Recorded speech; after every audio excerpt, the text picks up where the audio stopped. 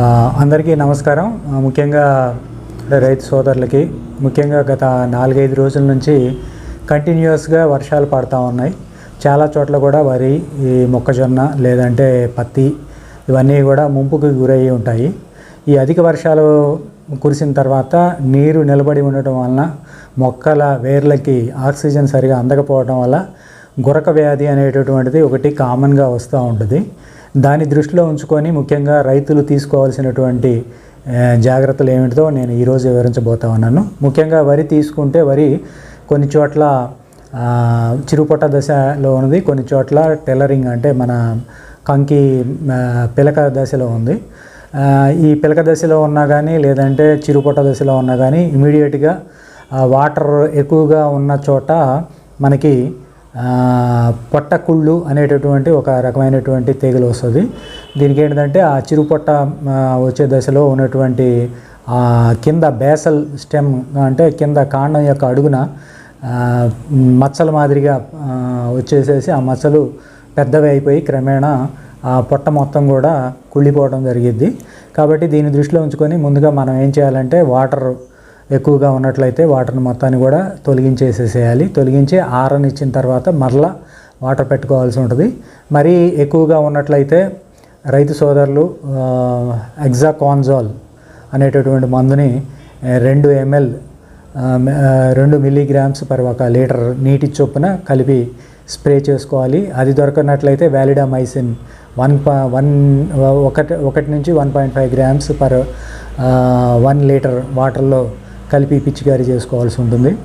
తర్వాత ఇక నెక్స్ట్ వచ్చి పత్తిలో ఎక్కువగా ఇప్పుడు బోల్ ఫార్మేషన్ అంటే పూత దశలో నుంచి బోల్స్ తయారయ్యేటటువంటి స్టేజ్లో ఉంది. కాబట్టి ఎక్కువగా వాటర్ కనుక నిల్వ ఉన్నట్లయితే పత్తి దాన్ని భరించలేదు. కాబట్టి ఇమీడియట్గా ఎక్కడైతే వాటర్ ఉంటుందో వాటర్ని మొత్తాన్ని కూడా డ్రైనింగ్ అంటే వాటర్ మొత్తాన్ని కూడా బయటికి వెళ్ళగొట్టేలాగా మనం చిన్న చిన్న కాలువలు చేసుకొని నీళ్ళని నిల్వ ఉండకుండా చూసుకోవాలి.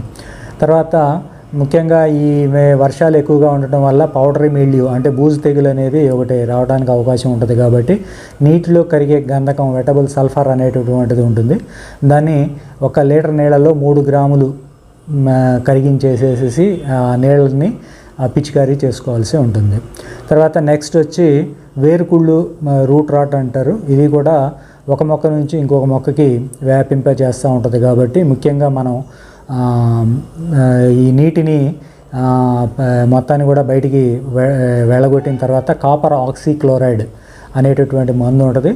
దాన్ని 3 గ్రాములు 1 లీటర్ నీళ్ళలో కరిగించి మొదళ్ళని తడిపేలాగా మనం మొదళ్ళలో నాజిల్ని తీసేసి ట్యాంక్ ద్వారా మొదలు మొత్తం కూడా తడపడానికి ప్రయత్నం చేయాలి. తర్వాత మూడోది బ్యాక్టీరియల్ లీఫ్ స్పాట్స్ లేదా బ్యాక్టీరియల్ లీఫ్ బ్లైట్ అనేటటువంటిది వస్తుంది. ఆకుల మీద మచ్చలుగా వచ్చేసి ఆ మచ్చలు పెద్దగా అయిపోయి ఆకులు మొత్తం కూడా ఎండిపోవడం జరిగింది.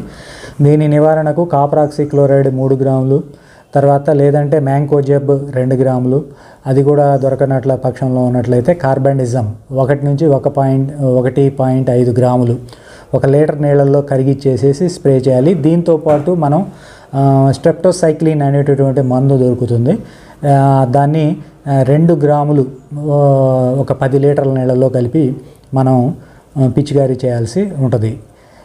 ఈ విధంగా చేసుకుంటే మనకి పత్తిలో కూడా చాలా వరకు ఈ సస్యరక్షణ పద్ధతుల ద్వారా మనం కాపాడుకునే వాళ్ళం అవుతాం.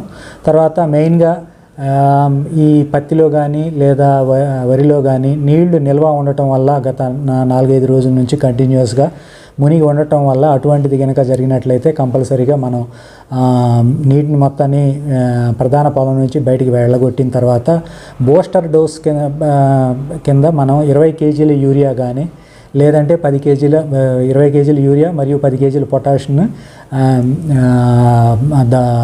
ఆ బురద పదంలో మనం వేసేసినట్లయితే చాలా వరకు ఈ గురక వ్యాధి అనేది రాకుండా ఉంటుంది.